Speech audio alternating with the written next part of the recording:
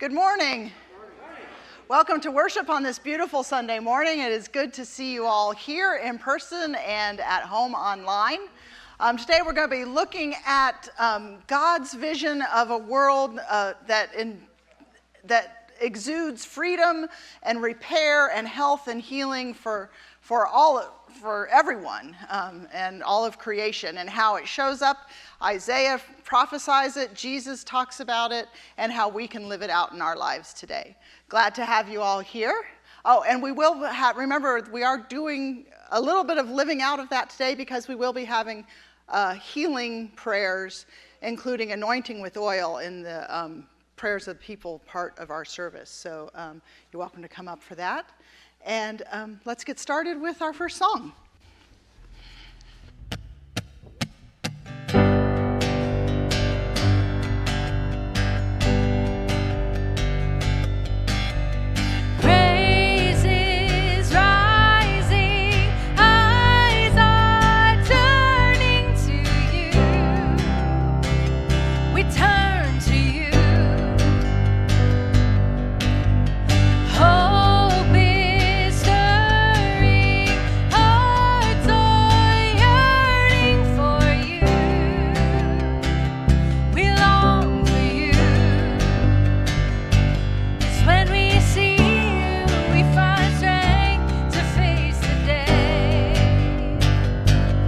In your presence, all our fears are washed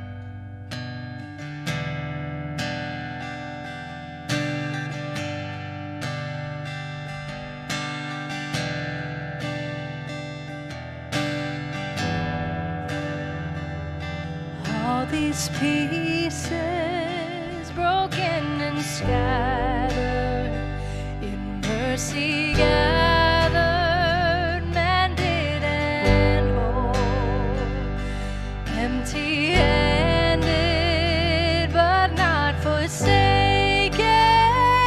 I've been set free. I've been set free. Oh, amazing grace, how sweet the sound that saved a wretch like me. Oh, I once was lost, but now I am found. Was blind, but now I see. Oh, I can see you now. Oh, I can see the love in your eyes, laying yourself down,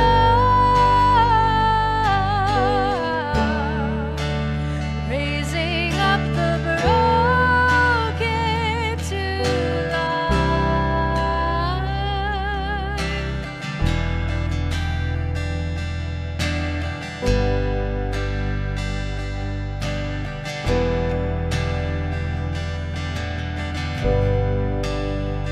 You take our failures, you take our weakness, you set your treasure in jars of clay. So take this heart, Lord, I'll be your vessel, the world to see your life in me. Oh, amazing grace, how sweet the sound that saved a wretch like me.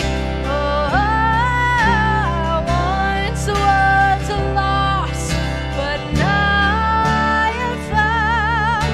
Was blind, but now I see. Oh, I can see you now. Oh, I can see the love in your eyes, laying yourself down,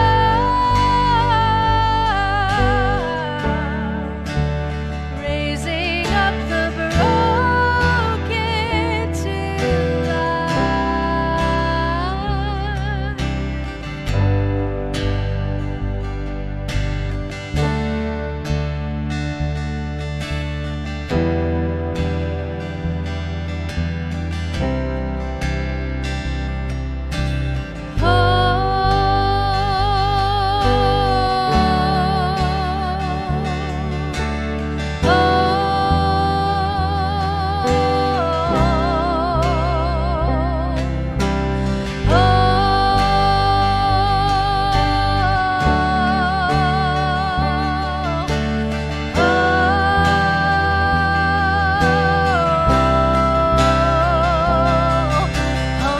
Amazing grace, how sweet the sound that saved a wretch like me.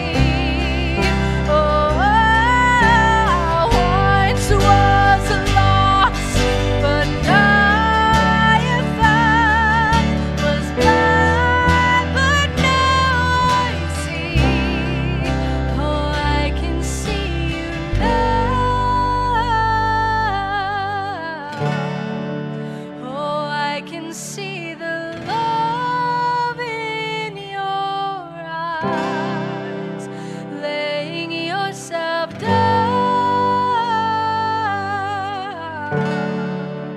raising up the broken to life. Will you pray with me? Spirit of the Lord, you bring good news to the oppressed. Bind up the brokenhearted, proclaim liberty to the captives, and release the prisoners. You comfort all who mourn and shower your people with oil of gladness, a mantle of praise instead of a faint spirit. We greatly rejoice in you, Lord. Our whole being shall exult in God for the sake of one who brought righteousness to life, Jesus Christ, our salvation. Amen. You may be seated. We invite any kids forward today for a children's message.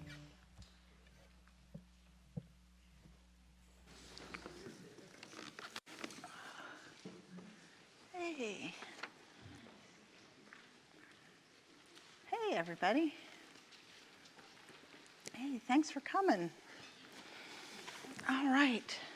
So, what do you think is the most important? Oh, we got more coming. I'm sorry. Hi, glad to see you. What's the most important part of your body?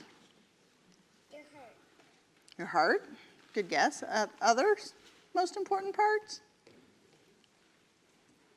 Go ahead. The brain. Brain. Those are two good candidates. Got another one? Your soul. Your soul. Well, I don't know if your soul is part of your body. That's philosophers have debated that for centuries. But even your heart or your brain, they need other things to help carry out their job. So, if you have the best brain in the world, but can't communicate what it thinks about, either through your mouth or through writing or through walking and stuff, then your brain's not helping anyone. If you have the best heart, your heart needs little electronic pulses to remember to keep going. We don't see those pulses. We don't even think about those pulses, but your heart needs other things to keep going. So all parts of your body rely on each other. None of them can go on by themselves. Your brain can't go on by itself. Your heart can't go on by itself. Your feet can't go on by itself. And it all has to work as a unit, which is why one of our writers in the Bible, the Apostle Paul, talked about people as the body of Christ. Have you heard that word used in church before, the body of Christ? So, and because we do the work of Jesus in the world, but not everybody can be a brain, not everybody can be a heart, not everybody can be feet or legs, but we need all parts of it because, like I said, even the big parts can't get their job done without the little parts of the body. So are kids part of the body of Christ? Are you guys part of the body of Christ? Okay, so what are some of the things that you do that carries out Jesus' work in the world?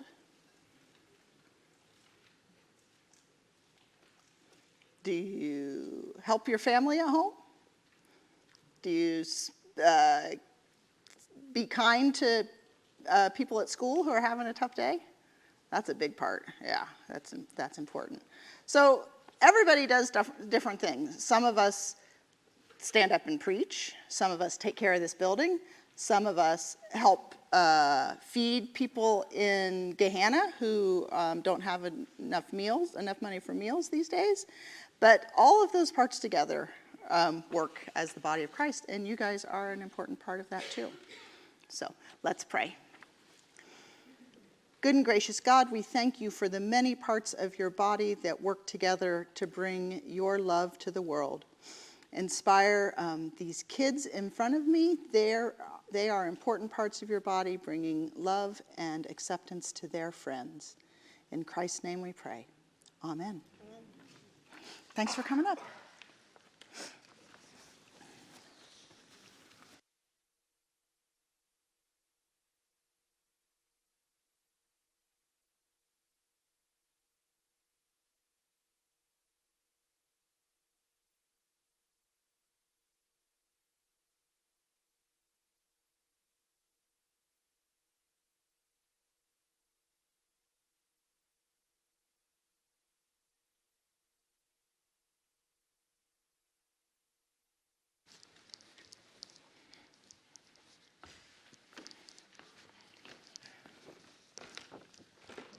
Oh. I don't have the Isaiah. All right. We're ad-libbing, huh? I can't ad-lib Isaiah.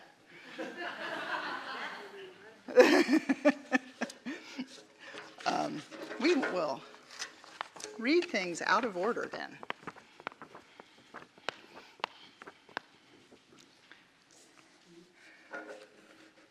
Oh, Mike's got it. Gracias.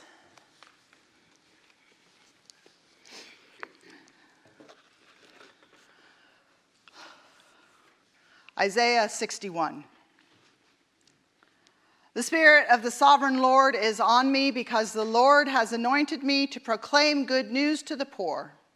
He has sent me to bind up the brokenhearted, to proclaim freedom for the captives and release from darkness for the prisoners, to proclaim the year of the Lord's favor and the day of vengeance of our God, to comfort all who mourn, and to provide for those who grieve in Zion, to bestow on them a crown of beauty instead of ashes, the oil of joy instead of mourning, and a garment of praise instead of a spirit of despair.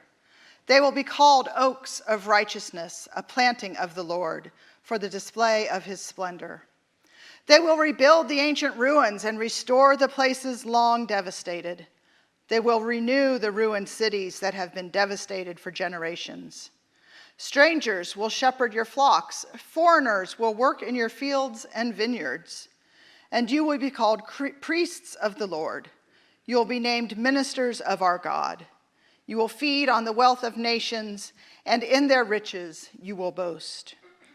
Instead of your shame, you will receive a double portion. Instead of disgrace, you will rejoice in your inheritance. And so you will inherit a double portion in your land, and everlasting joy will be yours. For I, the Lord, love justice. I hate robbery and wrongdoing. In my faithfulness, I will reward my people and make an everlasting covenant with them. Their descendants will be known among the nations, and their offspring among the peoples. All who see them will acknowledge that they are a people the Lord has blessed. I delight greatly in the Lord. My soul rejoices in my God, for he has clothed me with garments of salvation and arrayed me in a robe of his righteousness, as a bridegroom adorns his head like a priest, and as a bride adorns herself with her jewels. For as the soil makes the sprout come up and a garden causes seeds to grow, so the sovereign Lord will make righteousness and praise spring up before all nations. The word of the Lord.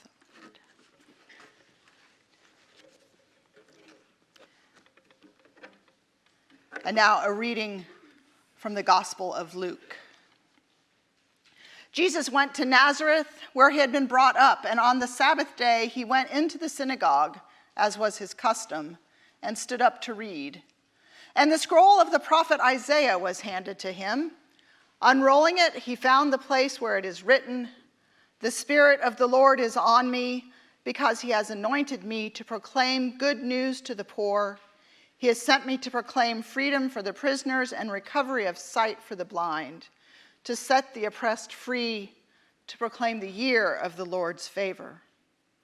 Then he rolled up the scroll, gave it back to the attendant, and sat down. The eyes of everyone in the synagogue were fastened on him. He began by saying to them, "Today this scripture is fulfilled in your hearing." The Gospel of the Lord.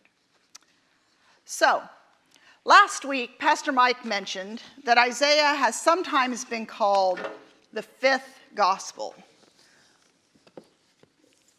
which I was kind of wondering, is that like being the fifth Beatle? You just get to, kind of ride along on the coattails of the other four.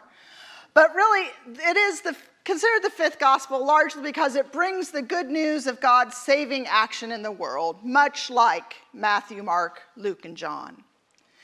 And Isaiah is also the book from the Hebrew scriptures that is most often quoted in the Gospels, including, in this case, read by Jesus himself. Now, this event is fairly early in Luke's Gospel, and as Pastor Jack Vanderhoof points out, Jesus answers the question of what his purpose is here on earth during his very first sermon in his hometown of Nazareth. As an honored guest at the synagogue worship on that particular Sabbath, Jesus was invited to read from the scroll, from the Bible. Whether it was the assigned passage of the day or a passage that he chose, we don't know for sure. But we do know that he read the words of Isaiah 61. "The Spirit of the Lord is upon me, to preach good news to the poor, freedom for prisoners, recovery of sight for the blind, to release the oppressed and to proclaim the year of the Lord's favor." When he sat down, as was the custom for the rabbi when he would move from reading to teaching, Jesus proclaimed this prophecy to be fulfilled. These words were a statement of why Jesus was here. So Jesus was here to make things right in the world. Jesus was here to challenge injustice for the poor, for prisoners, for the blind and the oppressed. Jesus was here to live out God's desire for things to be just and right. God loves justice. The whole realm of the prophets attends to that. God is devoted to justice. And by justice, remember, we're not just talking about what goes on in the legal system, where those who have broken some law receive their punishment. The justice to which God is devoted is much bigger than that.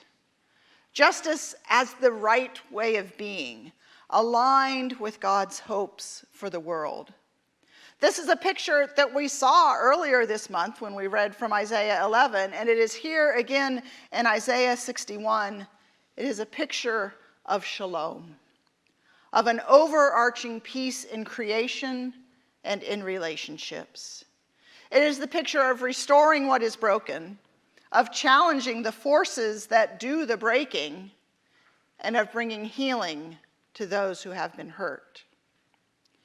Jesus, in his quoting from Isaiah 61, refers to the year of the Lord's favor. Now, this is often understood to be referring to the year of Jubilee, or the 50th year after 7 Sabbath years. So every 7 years was supposed to be a Sabbath year when the land rested, and after the 7th Sabbath, or after year 49, there was the year of Jubilee, the 50th year. An additional rest for the land, plus the forgiveness of debts, the freeing of slaves, and the restoring of relationships. So freedom, restoration, forgiveness, healing have always been at the heart of God's vision, of God's hopes and dreams for God's world. That's why we see it. That's why Jesus saw it in the words of Isaiah, that the poor whose lives have for so long been filled with nothing but bad news get to hear good news finally. That those long held captive in dungeons and prisons of all kinds get promised their freedom. That those who for years have spent so many days dampening handkerchiefs with their tears get comforted and pointed towards a day of smiles and laughter. Ashes get blown away to make way for glittering crowns. The drab clothes of mourning get replaced with fancy party outfits. People who for too long have felt like useless dead sticks are promised that they will stand tall and sturdy as the mighty oak.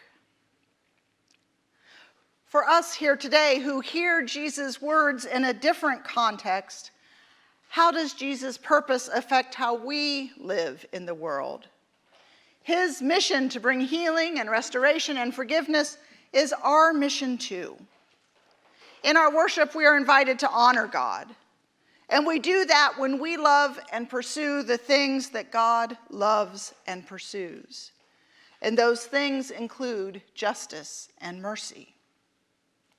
God so loved the world that he sent his only Son. We cling to this promise. The gospel is the story of salvation, of forgiveness, of restored relationship to God. But this gift is not just for individuals. It's not just about God and me. It's about God's desire to reconcile the whole world. God so loved the world. God's desire is to restore and heal brokenness for all people, including the family picking up food from Grin, the teen who's afraid to go to school because of bullies, or the transgender person fearing rejection at work. The gospel is about more than saving souls to get people to heaven. It's about bringing God's love and healing to a broken world. It's about justice. It's about mercy. Living out God's love for the world, God's desire for justice and mercy, is about more than what we do here on Sunday morning. It's about what happens when we leave this building. Now, justice isn't about some new action we're going to get involved in once in a while. After all, we're all too busy to fit one more thing into our schedules anyway. Justice is about aligning what we already do with the values of God's reign, values of freedom and healing and comfort and relationship. Think about it this way. After we wake up in the morning, how many decisions do we make? Dozens, hundreds. What to wear, what to eat, whether we make coffee at home or buy one on the way, how we treat our friends, our family, our coworkers, strangers that we run across, what we pray for, how we spend our money. Our everyday actions are infused with the opportunity to live out God's intention for freedom, restoration, and healing for all people, for all of creation. Hearing the words of Isaiah 61 and hearing them quoted by Jesus as his defining purpose helps us see that our time here on Sunday morning is about more than just having our spiritual tanks filled to get through the week. It's about recognizing the strangers among us and welcoming and embracing them simply out of regard for who they are and out of their need for hospitality. It's about considering how the marginalized in our society can be brought into the center and heard. It's about seeing and celebrating God's work of renewal in creation and in people's lives. It's about understanding more each week about God's vision for the world and how we can help bring that vision to reality. God dreams of a world of freedom and release, restoration and healing. And that dream stretches back even before the prophet Isaiah. After all, Isaiah is quoting Leviticus when he talks about Jubilee. And that vision stretches through Jesus to us, where we now are the ones empowered by the Spirit of the Lord to make decisions every day to live out God's justice and mercy. Let us pray. Good and gracious God, we thank you for your vision of a world of freedom and healing and restoration and repair. Help us to catch on to that dream and to live it out in all that we do and see and say. In Christ's name we pray. Amen.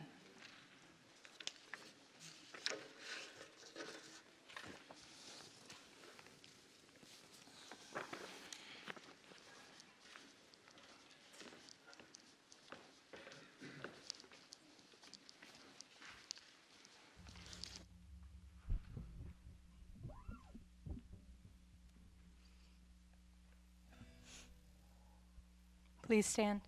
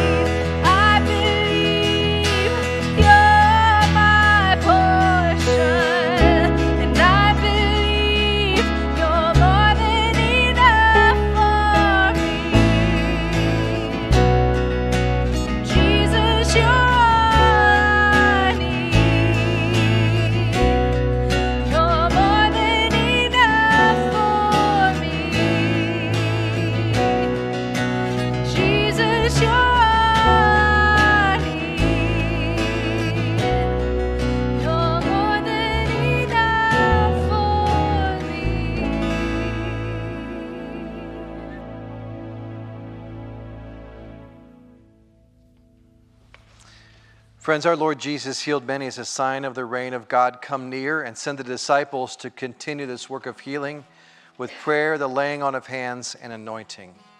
Let us pray. Loving God, we give you thanks for the gifts of life on earth, for our human bodies and all you've created. By the wounds of your Son, we are healed. Bring your saving health to all people. Restoring God, your Son, Jesus, brought the gift of healing and wholeness. Bring your healing presence now to any who are in distress. We pray especially for the Dumel family, Dennis Andrews, Harry Bushwack, Debbie Coolidge, Rosemary Hatfield, Bob Narragon, Beth Rice, Jan Rice, Pam Simpson, and Joe Young. Almighty God, source of human knowledge, give skill, wisdom, and compassion to all who provide medical care. Sustaining God, give gentleness and courage to family members, friends, and caregivers to those who suffer. And God of great and abundant mercy, with your presence, sustain all for whom we pray, through Jesus Christ our Lord. Amen. Please be seated. So in the name of Christ, the great healer and reconciler of the world, we now invite all of you who are in need of healing, who desire a prayer for healing, to receive this gift of life. Pastor Chris will be on this side of the altar, and I'll be here. And there's no obligation to come. But if you'd like to receive the laying on of hands, anointing with oil, and a prayer, please come as we sing.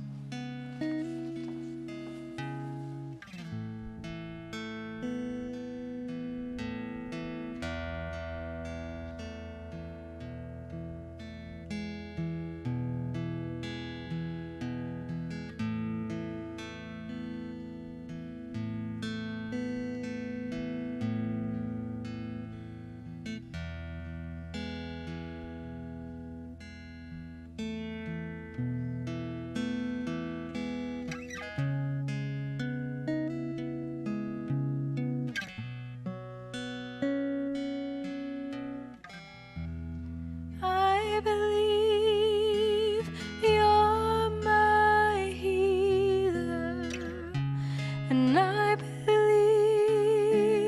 you are all I need.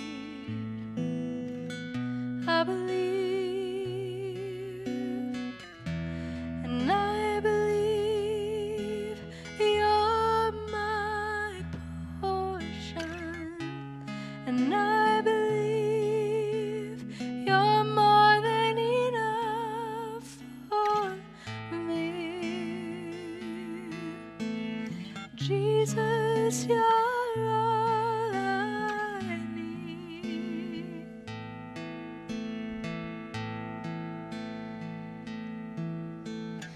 Nothing is impossible for you.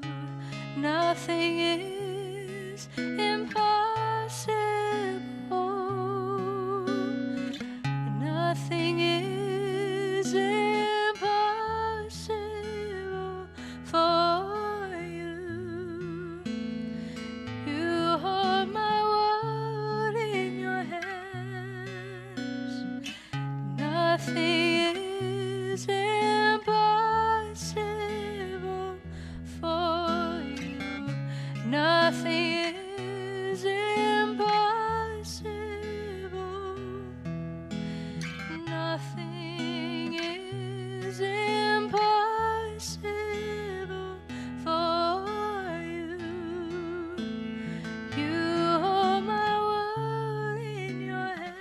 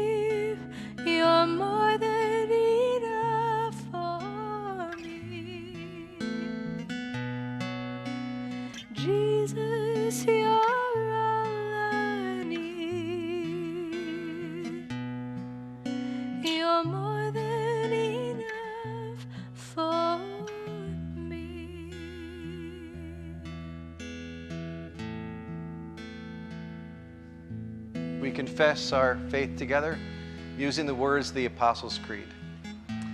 I believe in God the Father Almighty, creator of heaven and earth. I believe in Jesus Christ, his only Son, our Lord. He was conceived by the power of the Holy Spirit and born of the Virgin Mary. He suffered under Pontius Pilate, was crucified, died, and was buried. He descended into hell. On the third day he rose again. He ascended into heaven and is seated at the right hand of the Father. He will come again to judge the living and the dead. I believe in the Holy Spirit, the Holy Catholic Church, the communion of saints, the forgiveness of sins, the resurrection of the body, and the life everlasting. Amen. Please be seated. All right. So for the giving moment, we want to invite you to give, and that is to give the gift of healing to someone else. Jesus in the Gospels, 2 times in Luke's Gospel in particular, he sends the 12 out to the 12 disciples, then he sends 72 out, in particular with specific tasks, including healing. And so their only qualification was they were called to be a disciple by Jesus, and he empowered them and gave them authority to do just that. Well, he hasn't stopped doing that because we just did it.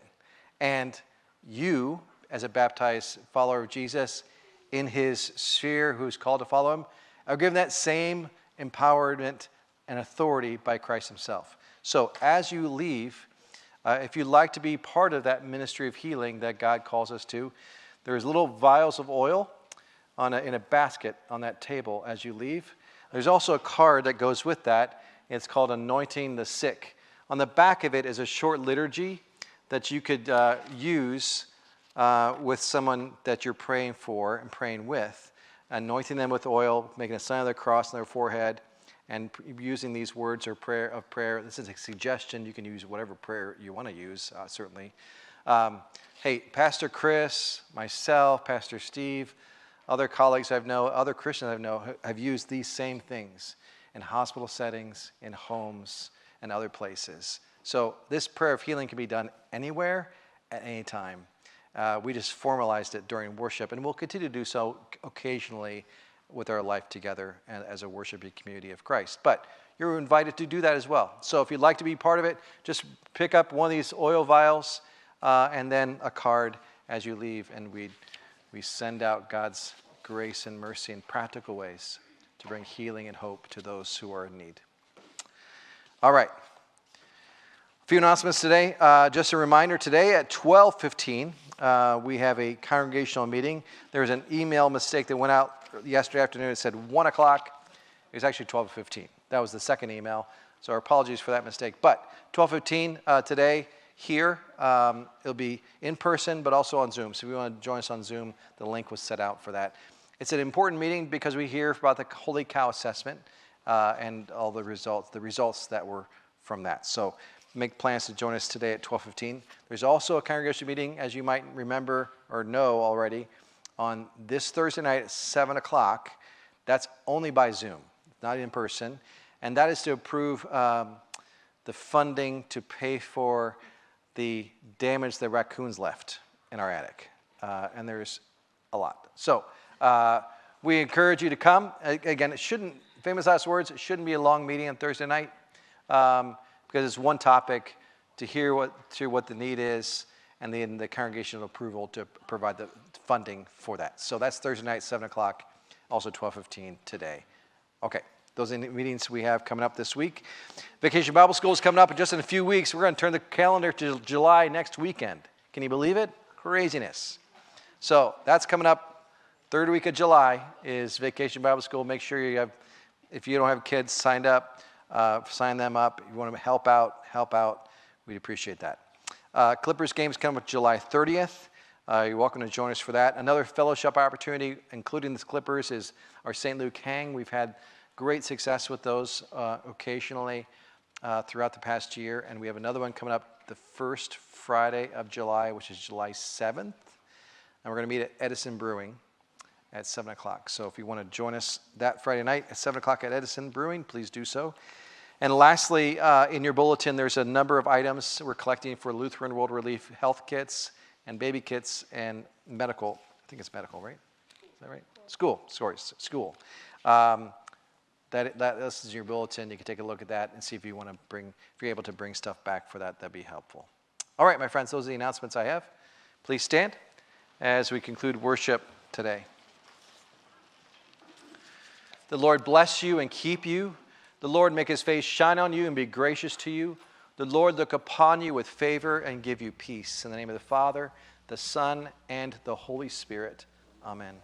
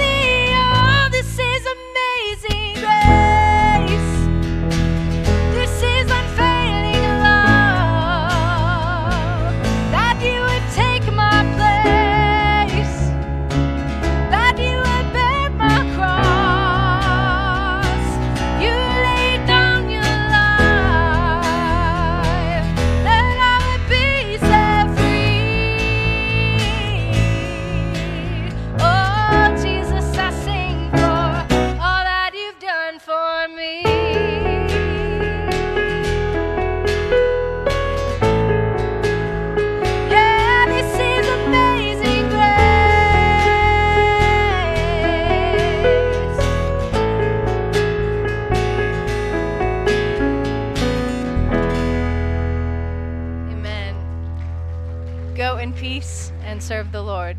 Thanks be to God. Yeah, this is amazing grace.